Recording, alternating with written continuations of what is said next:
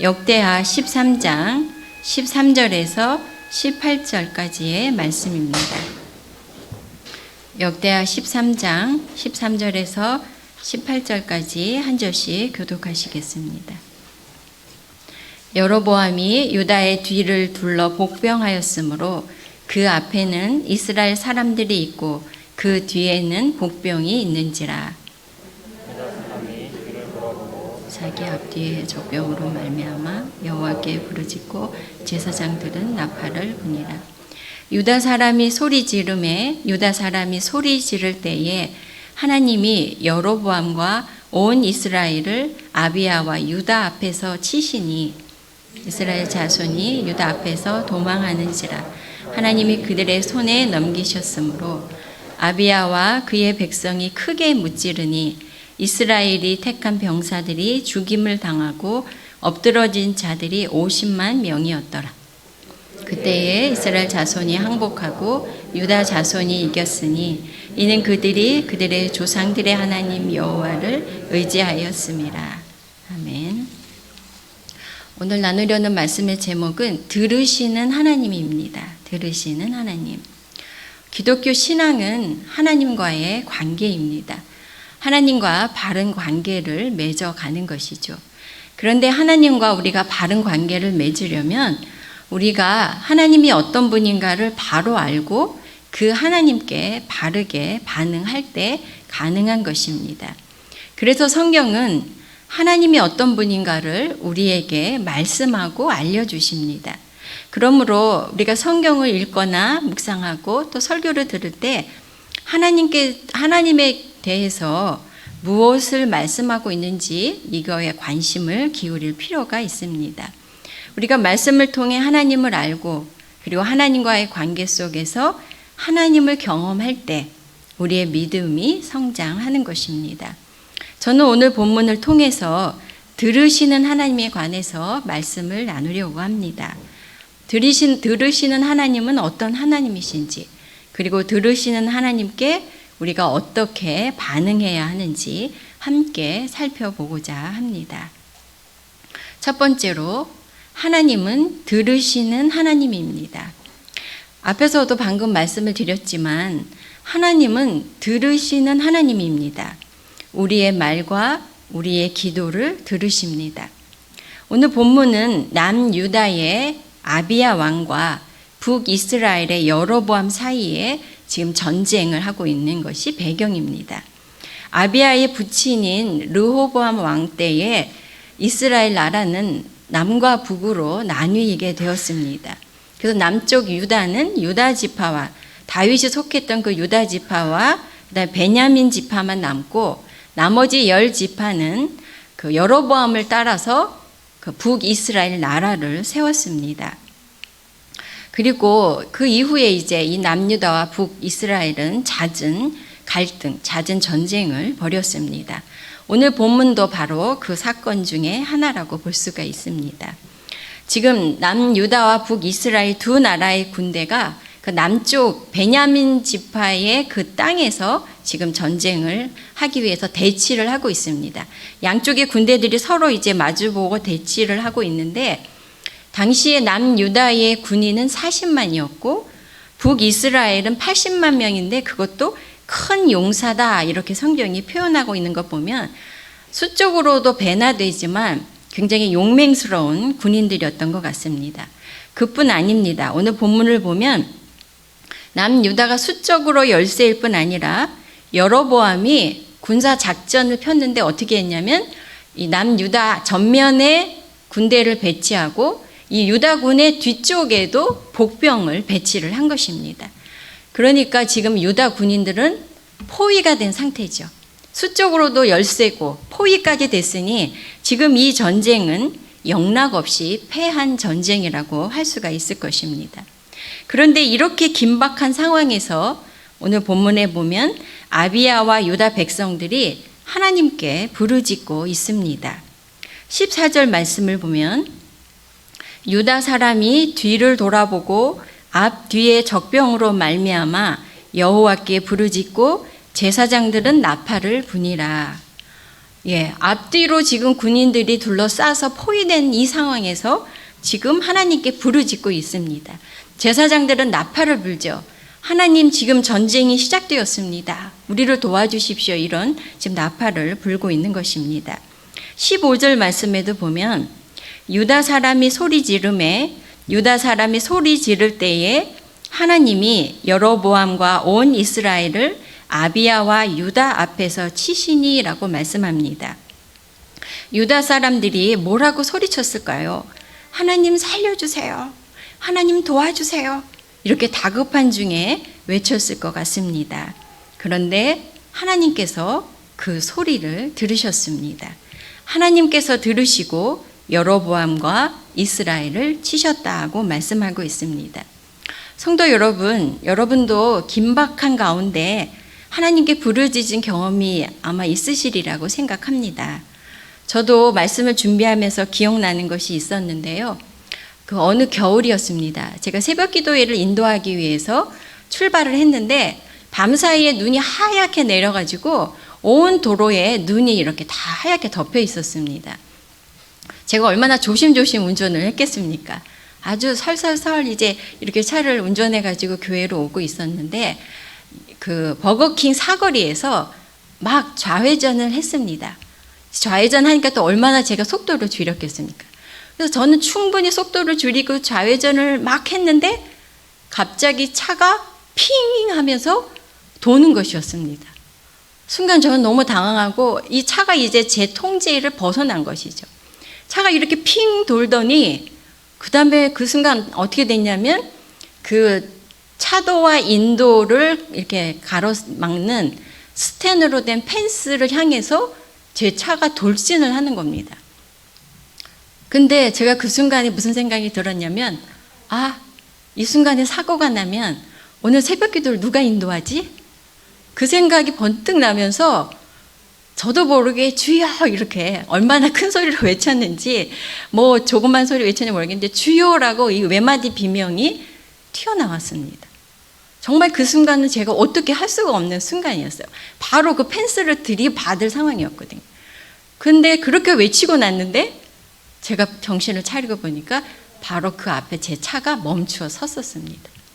그래서 저는 가슴을 쓸어내리면서 차를 돌려서 이제 교회로 왔고 새벽 기도회를 인도할 수가 있었습니다.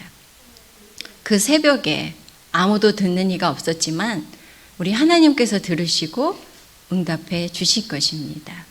우리 하나님은 들으시는 하나님이십니다. 하나님은 들으시는 하나님이실 뿐 아니라 두 번째로 하나님은 듣고 응답하시는 하나님입니다. 하나님은 들으시는 하나님이다라고 말씀을 드렸습니다. 그런데 만약 하나님께서 듣기는 들어도 아무런 반응을 보이지 않으시면 무슨 소용이 있겠습니까? 그런데 우리 하나님은 들으실 뿐 아니라 듣고 응답하시는 하나님이십니다. 오늘 본문에도 하나님께서 아비야와 유다 백성들의 부르짖음을 들으시고 하나님이 여로보암과 온 이스라엘을 아비야와 유다 앞에서 치시니라고 15절에 말씀하고요. 16절에서는 하나님이 그들, 즉 아비야와 유다죠. 하나님이 그들의 손에 넘기셨으므로라고 말씀하고 있습니다. 지금 하나님께서 굳이 아비야와 유다 앞에서 치시니 또 그들의 손에 넘기셨으니 이렇게 표현하시는 이유가 뭐겠습니까? 바로 하나님께서 아비야와 유다의 부르짖음을 들으셨다는 거죠. 들으시고 응답하셨음을 강조하고 있는 것입니다. 그래서 그 결과 이스라엘이 동원한 80만 명 그 용사들 중에 50만 명이 죽어서 엎드려졌다라고 말씀합니다. 그리고 이스라엘이 항복을 했고 유다가 크게 승리를 했습니다. 하나님은 들으시고 응답하시는 하나님이십니다. 세상에 많은 사람들이 듣지도 못할 뿐더러 응답도 하지 않는 그런 대상을 믿고 의지하는 그런 경우가 정말 많은 것 같습니다. 엘리야가 갈멜산에서 바알의 선지자 450명 그리고 아세라의 선지자 400명과 대결을 벌였습니다. 그때 상황을 보면 이스라엘에 하나님이 계심에도 많은 백성들이 하나님을 섬기고 하나님을 찾은 것이 아니라 이 바알과 아세라를 찾고 거기에 숭배하고 거기에 제물을 바치는 이런 어처구니 없는 일들이 벌어지고 있었습니다. 그때 엘리야가 이제 그 갈멜산에서 이렇게 말합니다. 이 바알 선지자와 그리고 아세라 선지자 850명을 향해서, 그리고 그걸 둘러싸고 있는 백성들 앞에서 말하죠. 너희는 너희 신을 부르라. 나는 여호와의 이름을 부르리니 이에 불로 응답하는 신 그가 하나님이니라. 불로 응답하는 분이 참 신이다, 그 말이죠. 이제 바알의 선지자가 먼저 시작을 합니다. 그들이 제단을 쌓고 제물을 잡아서 놓고 아침부터 낮까지 바알의 이름을 불렀습니다. 바알이여 바알이여 불렀겠죠. 처음에는 이렇게 크게 안 불렀을지도 몰라요. 바알이여 응답하소서 이렇게 점잖게 했는지 모르겠습니다. 그런데 아침부터 낮까지 바알의 이름을 부르는데 아무 소리도 없고 아무 응답하는 자도 없었다고 성경이 말씀합니다. 그러자 그들이 이제 그 쌓은 제단 주위를 돌면서 뛰놀았다라고 말씀합니다. 그리고 이내 그들은 큰 소리로 부르고 심지어 그들의 규례를 따라서 몸에서 피가 흐르도록 칼과 창으로 자신들의 몸을 상처를 내면서까지 바알을 지금 부르고 있습니다. 나중에는 성경 표현을 보면요, 미친 듯이 외쳐대기를 저녁 때까지 했다라고 말씀합니다. 그런데 어떻게 됐습니까? 아무 소리도 없고 응답하는 자나 돌아보는 자가 아무도 없었다라고 말씀하고 있습니다. 당시 이스라엘 땅의 그 모든 산과 골짜기에는 이 바알과 아세라, 이 신전 그리고 이 우상들이 가득했습니다. 그런데 그 가득한 우상이 그들의 선지자가 자해를 해가면서 미친 듯이 부르짖었으나 듣지도 못하고 응답도 하지 않았습니다. 이제 엘리야가 무너진 여호와의 제단을 쌓습니다.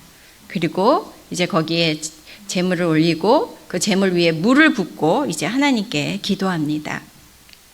여호와여, 주께서 이스라엘 중에 하나님이신 것과 내가 주의 종인 것과 내가 주의 말씀대로 이 모든 일을 행하는 것을 오늘 알게 하옵소서. 여호와여 응답하소서. 이렇게 하나님의 이름을 부르며 기도를 합니다. 그러자 어떻게 됐습니까? 이에 여호와의 불이 내려 번제물과 나무와 돌과 흙을 태우고 또 도랑에 물을 핥는지라. 하나님이 완전히 다 불로 태우셨죠. 하나님께서 불로 응답하셨습니다. 엘리야와 바알 선지자들의 이 대결에서 우리는 세상의 모든 신들과 하나님이 어떻게 다른가를 가시적으로 볼 수가 있는 것입니다. 우리 하나님은 들으시고 응답하시는 하나님이십니다. 세 번째로, 그러면 듣고 응답하시는 이 하나님께 우리가 어떻게 해야겠습니까? 듣고 응답하시는 하나님께 기도하라입니다. 우리가 믿는 하나님이 우리의 모든 간구를 들으시는 분이고 또 듣고 응답하시는 분이라면 우리가 어떻게 해야 되겠는가 하는 것이죠. 바로 듣고 응답하시는 하나님께 기도해야 하는 것이죠. 하나님께서 우리의 부르짖음을 들으시고 응답하시는 하나님이시라는 것을 우리가 아는 것만으로는 충분하지가 않습니다. 우리는 그 하나님께 기도해야 합니다. 15절 말씀을 보면 유다 사람이 소리 지를 때에 하나님이 여로보암과 온 이스라엘을 아비야와 유다 앞에서 치시니라고 말씀합니다. 여기서 보면 소리 지를 때라고 말씀합니다. 즉 기도할 때 하나님께서 응답하셨습니다. 이 말씀은 우리에게 기도하라는 도전을 주고 있습니다. 오늘 이 자리에 나오신 분들, 오늘 온라인으로 이 수요기도에 참여하고 계신 성도님들은 우리 하나님이 들으시는 하나님이고 그리고 듣고 응답하시는 하나님이신 것을 알기에 이 자리에 나오셨으리라고 생각합니다. 그렇지 않으십니까? 예. 그 하나님께 오늘 기도하러 나오셨을 것입니다. 그럼에도 기도는 쉽지가 않습니다. 기도를 들으시는 하나님이 우리에게 계심에도 우리는 염려하고 근심하는 것이 더 쉽고 기도하는 것이 어렵습니다. 그래서 기도를 해보신 분들의 말이 기도는 씨름이고 기도는 노동이다라고 말씀하셨습니다. 기도는 힘써야 할 수 있습니다. 그리고 기도에 관한 한 가지를 더 말씀드리자면 기도는 습관입니다. 기도 안 하는 것도 일종의 습관이 되듯이 기도하는 것이 습관이 되어야 합니다. 성경은 예수님의 기도 생활을 표현하면서 습관을 쫓아 기도하셨다라고 말씀하고 있습니다. 그래서 기도의 습관이 들기까지 훈련이 필요합니다. 정한 시간에 기도하는 훈련, 힘들어도 지속하는 훈련이 필요합니다. 저는 이 문구가 루터의 말로 기억을 하고 있는데요. 기도하고 싶을 때 기도하라. 그러나 기도하기 싫을 때 더욱 기도하라. 우리가 기도하는 것을 방해하는 걸림돌이 또 한 가지 있습니다. 그것은 바로 우리가 기도하다가 낙심이 되어서 기도를 포기하는 것입니다. 하나님이 우리의 간구를 들으시는 분이고 듣고 응답하시는 분이라고 하는 것을 알 것 같습니다. 성경을 보면 그렇고 내 주변에도 보면 그런 것 같은데 왜 유독 내 기도에는 응답을 하지 않으시는 것인지 낙심이 되고 기도할 힘을 잃어버릴 수 있습니다. 내 기도가 거절된 것 같은 느낌이 들면 마음에 시험이 들기도 합니다. 그런데 성도 여러분, 만약 어떤 기도 제목을 40년 넘게 기도해서 응답을 받았다면 그 기도는 응답받은 건 아니겠습니까? 하나님이 응답하신 건 아니겠습니까? 저는 40년 넘도록 저희 친정아버지의 영혼 구원을 위해서 기도했는데 정말 40년이 지나서 넘어서야 응답을 받았습니다. 그런데 그 중간에는 참 낙심도 됐고요. 실망도 됐고 혹시 우리 아버지는 구원 못 얻는 분 아닌가, 사람들 말에 의하면 선택 못 받은 거 아니냐, 이런 생각이 들기도 하죠. 어떤 땐 금식하기도 하고, 철야하기도 하고, 그런데 응답이 없으니 참 낙심이 될 때도 있었습니다. 그런데 40년이 지나서 그 기도가 응답되었을 때, 하나님이 너무나 놀랍고 너무나 아름답게 응답하셔서 그 40년 넘도록 기도한 것이 전혀 아깝지 않은 너무 감사한 그런 것을 경험을 했습니다. 저희 시아버님을 위한 영혼 구원을 위한 기도는 또 30년이 넘어서 응답이 되었습니다. 그러나 응답이 된 것이죠. 우리가 응답받지 못하는 기도는 어떤 기도일까 생각해 보니까요. 하나님이 응답하시기 전에 우리가 먼저 포기하기 때문은 아닌가 싶습니다. 또 어떤 분들은 하나님의 뜻이 뭔지 몰라서 기도하지 못하겠다, 이런 분들도 종종 있습니다. 그렇다면 일단 기도를 하시기 바랍니다. 일단 내가 생각하는 것, 내가 원하는 것, 그것을 먼저 하나님께 말씀을 드리면 그것이 하나님이 기뻐하시는 기도 제목이라면 하나님이 그대로 응답하실 것이고, 만약 그렇지 않다면 기도하는 동안 하나님이 내 마음과 내 생각을 바꾸어 주시고 기도의 내용을 바꾸어 주시기도 하는 것입니다. 기도에 대한 그 성경에서 기도에 붙어 있는 수식어들을 보면요. 항상 기도하라, 쉬지 말고 기도하라, 낙심치 말고 기도하라, 이렇게 말씀하고 있는 것입니다. 우리가 기도하기를 쉬지 않을 때 하나님께서 응답하십니다. 때로 우리가 원하는 것을 우리가 원하는 때, 그리고 우리가 원하는 방법으로 응답하시지 않을 수는 있지만 하나님의 때에 하나님의 방법으로, 그리고 우리의 기대하고 우리가 간구한 것보다 더 좋은 것으로 응답하시는 하나님이 바로 우리 하나님이시라는 것을 믿습니다. 그 하나님을 경험하시기 바랍니다. 말씀을 마무리하겠습니다. 성도 여러분, 하나님은 우리의 말과 간구를 들으시는 하나님입니다. 하나님은 듣고 응답하시는 하나님입니다. 그 하나님께 힘써 기도하고 포기하지 않고 기도함으로 응답하시는 하나님을 경험하시기 바랍니다. 들으시고 응답하시는 하나님을 이전보다 더 풍성하게 경험하는 저와 여러분 되시길 간절히 바랍니다. 네, 주신 말씀 기억하면서 우리가 기도하며 하나님께 나아가겠습니다. 먼저 기도하는 마음으로 하나님께 찬양 드리겠는데요. 주만 바라볼지라.